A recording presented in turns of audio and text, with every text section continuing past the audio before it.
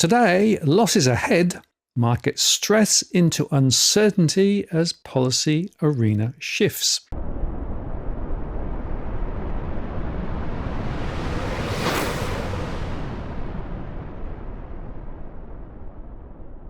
again, this is Martin North from Digital Finance Analytics Web Notice posts covering finance and property news. This is our weekly market update where we start in the US, cross to Europe and Asia, and end in Australia, covering crypto and commodities along the way. And this past week, well, it's been very busy, so this will be a mega long post. As expected, markets continue to wrestle with mega levels of uncertainty, largely driven by US President Trump, as investors are grappling with dramatic policy changes across the world. Trump's back-to-back implementation of fresh tariffs on Mexico, Canada, and China exacerbated broad concerns about the economy. In another U-turn, Trump decided to exempt products covered by the 2018 United States-Mexico-Canada Agreement, the so-called USMCA, from the recent imposition of 25% tariffs until April the 2nd. The new US administration's highly uncertain tariffs policy looks to be damaging confidence and impacting activity, said analysts at ING in a note.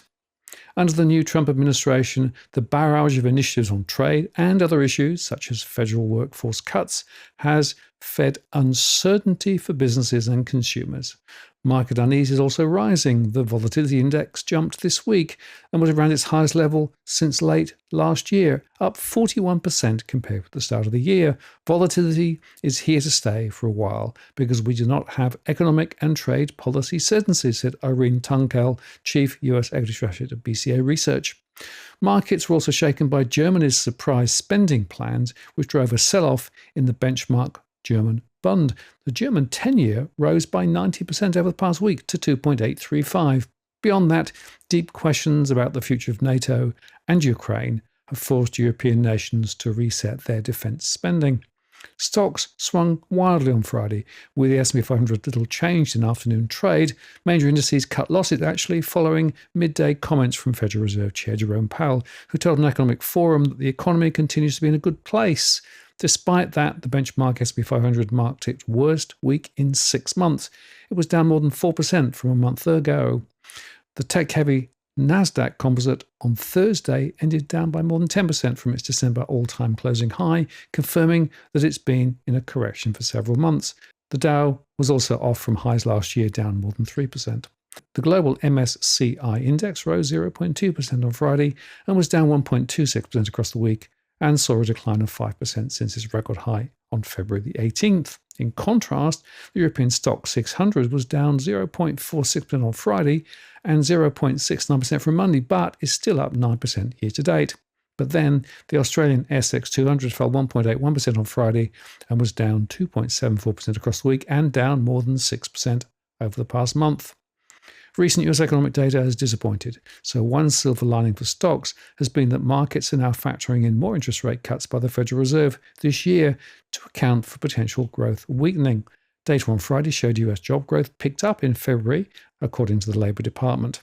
Non-farm payrolls increased by 151,000 jobs last month, after rising by a downwardly revised 125,000 in January. But cracks are emerging in the once resilient labour market amid the chaotic trade policy and federal government spending cuts. The unemployment rate edged up to 4.1%. The number of Americans holding multiple jobs climbed to a record high of nearly 8.9 million. Multiple job holders as share of total employment is the highest since 2009, just before the GFC.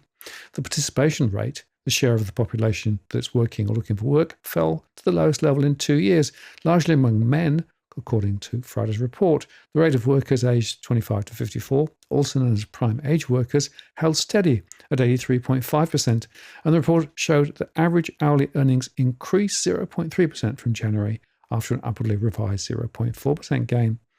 Atlanta Federal Reserve President Raphael Bostic said on Thursday that Trump's policies were clouding the US economic outlook and also warned that his tariffs could underpin inflation. But Federal Reserve Chair Jerome Powell acknowledged increased uncertainty in the US economic outlook, but said officials don't need to rush to adjust policy. Despite elevated levels of uncertainty, the US economy continues to be in a good place, Powell said at an event on Friday in New York, hosted by the University of Chicago Booth Business School. We do not need to be in a hurry. and are well positioned to wait for greater clarity. Powell noted lingering unknowns about the potential effects of President Donald Trump's economic plans, including for trade and immigration, while there have been recent developments in some areas, especially trade policy, uncertainty around the changes and their likely effects remain high, he said. The cost of being cautious is very, very low, he said. The economy is fine. It doesn't need us to do anything, really, and we can wait, and we should wait. And he added that the cost of inaction might rise if inflation expectations were clearly under pressure. Carlson Group, the macroeconomic research firm, reaffirmed its 75% probability of a US recession beginning in the near term, citing weakening economic conditions and growing downside risks. And BCA highlights several factors contributing to the deteriorating outlook. The job opening rate has returned to pre-pandemic levels. Excess household savings have been depleted, and mortgage rates are still above 6% and apply to a significant proportion of homeowners. Rising delinquency on credit cards, auto loans, and commercial real estate further points to financial stress, while consumer confidence has weakened and layoffs have increased. Treasury yields have edged up, influenced by Germany's release of its debt brake, which sent the bond yields up significantly. The US 10-year yield rose 0.7% on Friday to 4.304, while the 2-year was at 4.002, up 0.76% on the day. Now, a critical inflation report in the coming week could further rattle an increasingly tumultuous US stock market, with investors worried about an economic growth slowdown and President Donald Trump's tariffs. The inflation report will be among the last key pieces of data before the Fed next meets on March the 18th and 19th. While the central bank is expected to hold its benchmark rate steady at 4.25 to 4.5% at that meeting, Fed funds futures indicate about 70 more basis points of easing are expected through to December of this year. Investors are also increasingly concerned about stagflation, slowing growth and rising inflation that is feared to be a toxic combination for a broad range of assets. The market's focus will also be on Washington as lawmakers wrangle over a spending bill that would avert a partial shutdown of agencies late next week. Bank of America strategist, led by Michael Harnett, said the Magnificent Seven stocks have now become the Lagnificent Seven, as the market cap of the group has fallen by $3 trillion to $15 trillion. Tesla is down 34.96% year to date, Nvidia down 16%, Microsoft down more than 6%, and Amazon down more than 9%. Meanwhile, China's Fab4, Baidu, Alibaba, Tencent, and Xiaomi have doubled in value to $1.6 trillion, with the European equities also catching up. We are seeing big changes in investor flows, with international equities faring better than US markets. Investors have also been looking outside the US. In the week to 5th of March, global fund flows showed a continued investor preference for cash, which saw inflows of $53.1 billion, where equities drew $22.9 billion, bonds $12 billion, and gold $1 billion, according to Bank of America's latest report. European equities saw their largest inflow since February 2022, $4.1 billion, while emerging markets had their biggest inflow in 3 months at $2.4 billion. Tech stocks saw their first inflow in 5 weeks at $2.6 billion. And gold had its largest 4-week inflow on record at $9.9 billion, while crypto funds saw the biggest 4-week outflow ever at $3.6 billion, and treasuries recorded the biggest outflow in 11 weeks at $1.2 billion. In the note, Harnett highlights a structural shift in global markets, stating that whatever it takes, European rearmament will drive EU and UK fiscal expansion, while in the US, Elon Musk-led Doge department actions are leading to a new fiscal austerity. The US dollar retreated further on Friday, trading at a 4-month low amid worries trade policy uncertainty will hit economic activity in the world's largest economy. The dollar index, which tracks the greenback against a basket of other currencies, traded 0.4% lower to 103.81. That's near its weakest level since late October. Gold futures for April delivery was down just a little to $2,914 a troy ounce. But we continue to see massive gold transfers to New York, creating supply shortages and delivery delays in London. In fact, in January alone, 151 tons were withdrawn from London vaults. In the last 2 months, even 12.2 million ounces of gold were shipped to COMEX warehouses in the US. That's led to a shortage of physical availability of gold in London, resulting in delivery delays. Waiting times for gold withdrawals from the Bank of England's vaults have extended from a few days to 4 to 8 weeks. This situation was exacerbated by the increasing demand for gold as a safe haven, driven by geopolitical tensions and inflation fears, as well as the buying frenzy in China at the beginning of the Chinese New Year, the year of the snake. At the same time, the long delivery times are arousing mistrust. The main reason cited for the massive relocation of gold stocks from London to New York was primarily the fear of the possibility of new US trade tariffs on precious metals. The audit of gold reserves announced by the Trump administration could also be a possible reason. Additionally, large financial institutions regularly exploit price differences between trading venues to profit from arbitrage transactions. This massive shift has led to a critical supply situation in London. According to the London Bullion Market Association, the available gold stocks at the end of January were around 8,535 tons, even if the unallocated gold is actually just not in the right size at the right place. The LMNA's statement failed to reassure market participants. Elsewhere in commodities trading, oil prices rose on Friday, but were still set for a hefty weekly decline amid uncertainty around US tariff policy. At the same time, major producers were set to increase output. Markets, including oil, have been whipsawed by fluctuating trade policies in the US, the world's biggest oil consumer. Crude oil for delivery in April rose 1.07% to hit $67.04 a barrel, while the May Brent oil contract rose 1.3% to trade at $70.45 a barrel. For the week, both contracts were off about 3%. European stock markets sank on Friday as investors digested the latest European Central Bank rate reductions ahead of the release of the key US employment data, amid uncertainty over, guess what, US trade policies. The DAX index in Germany dropped 1.75%, the CAC 40 in France slipped 0.94%, and the FTSE in London dipped just a little. Data on Monday showed that consumer prices in the 20 nations sharing the euro eased to 2.4% in February from 2.5% in the prior month, inching closer towards the ECB's stated 2% target. The ECB cut interest rates again this last week, as widely expected. That's the 6th cut since June, but said monetary policy was becoming less restrictive as inflation falls towards its 2% target. The central bank also lowered its growth forecast for 2025, due in large to uncertainty around global trade tension, and revised higher its near-term inflation forecast, potentially impacting the number of future cuts the policymakers will agree to make going forwards.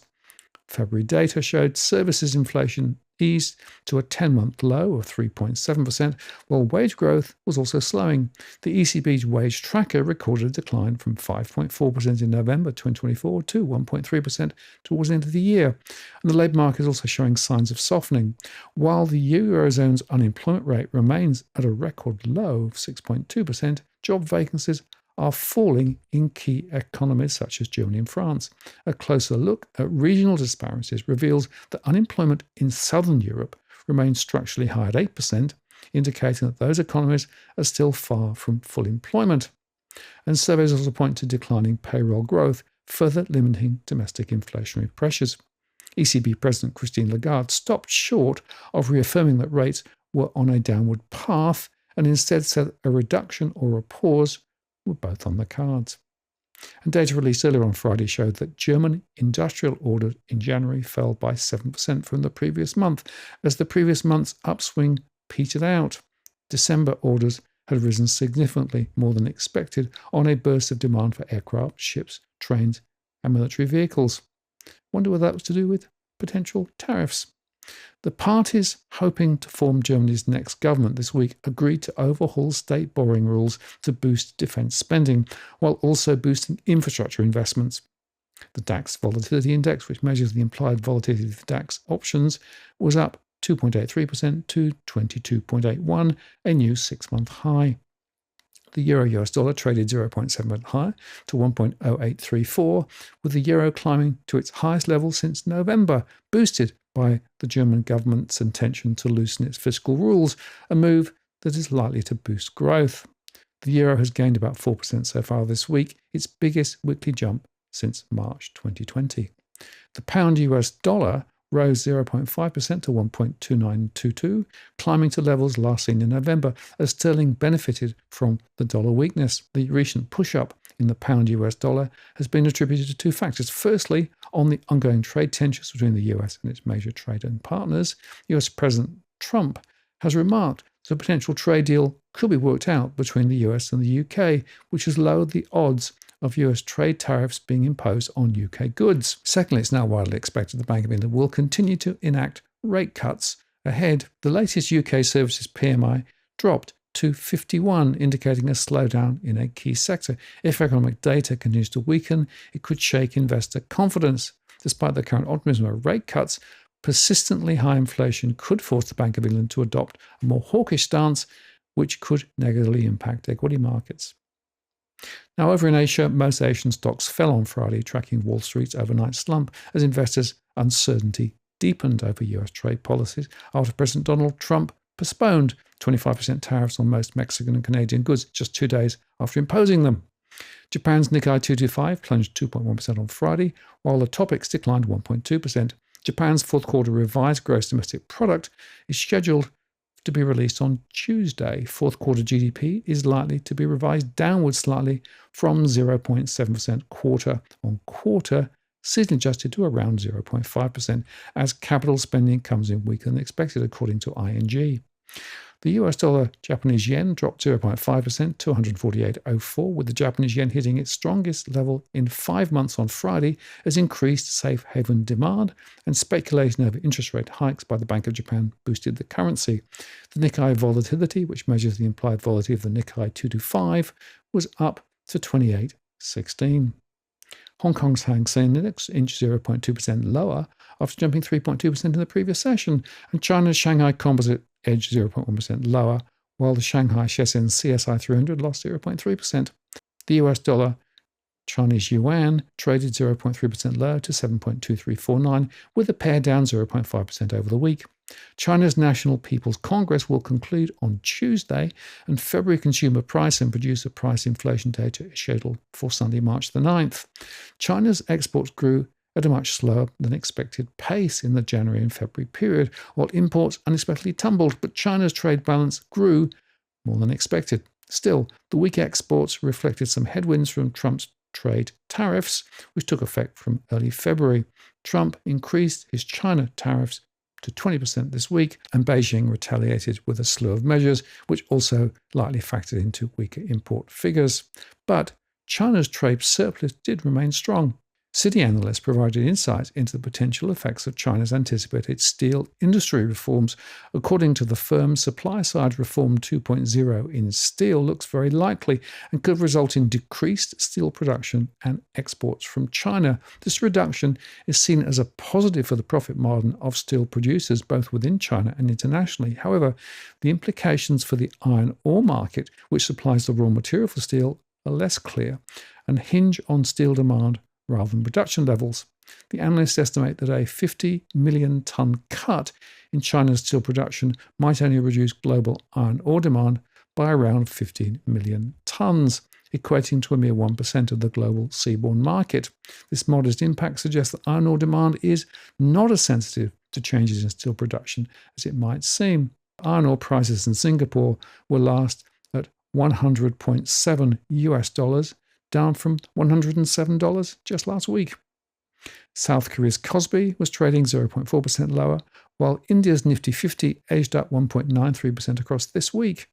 The Nifty had dropped for 10 record sessions before rebounding 1.2% on Wednesday. It slumped 6% from a peak in September amid relentless selling by foreign investors. The shift in sentiment for Indian equities has been swift, considering the South Asian nation was a favourite among most emerging market fund managers as recent as September. A rebound in Chinese stocks and a resurgent US dollar has further dimmed the appeal of Indian assets. But even after the sell-off, shares in the India index are still trading at around 20 times earnings, a more expensive proposition in comparison to the MSCI World Index, which trades at around 17 times. India's oversold equity markets could be the turning point for the rest of 2025 on the back of improving fundamentals and stronger macroeconomic stability. Amid market pessimism, analysts at Morgan Stanley noted positive outlook factors, including a capex-driven budget, a more accommodative RBI stance, tax reforms boosting foreign inflows, and a strategic trade deal with the US. And analysts also pointed to lower oil prices, a correction in the US dollar index, and improved foreign portfolio investment flows.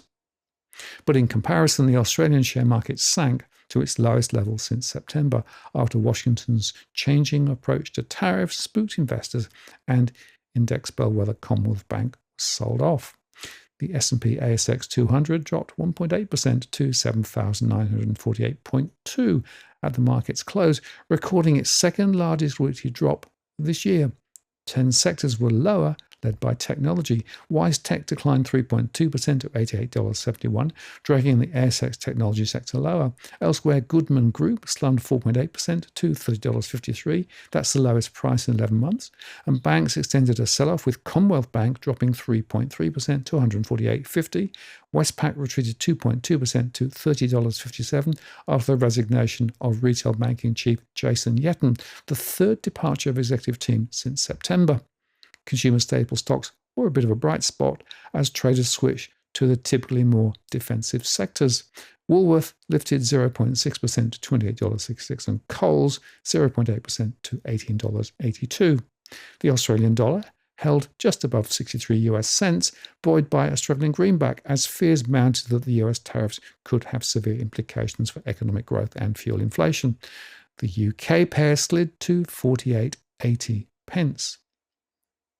A bidding war for Insignia Financial is heating up again after private equity house Bain and CC Capital raised their prices for the wealth manager to $5 a share, valuing it at around $3.4 billion. The stock leapt 9.9% to $4.68.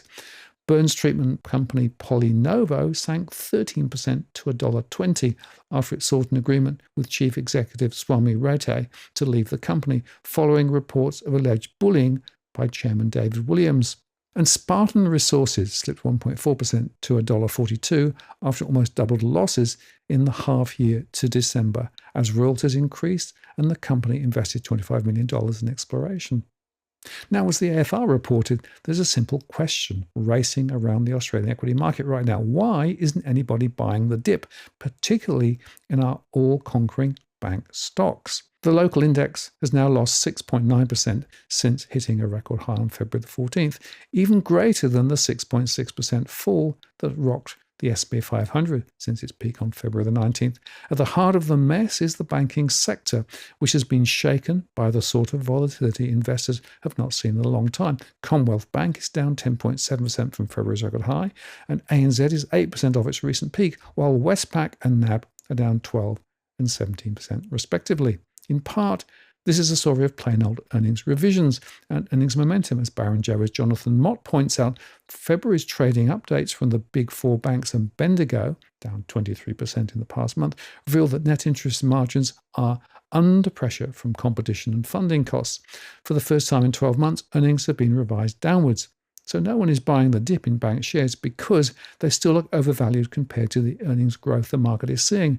But this doesn't tell the whole story. The size of the falls we've seen is extraordinary. NAB and Bendigo fell 8% and 15% on the days they released trading updates. Mott said moves of that magnitude were not seen during the dark days of the GFC. Now, wise old heads of the market suggest this points to some structural issues in the Australian market: the growing influence of superannuation flows on the Australian market, the rise of passive investing, and the fading power of active fund managers.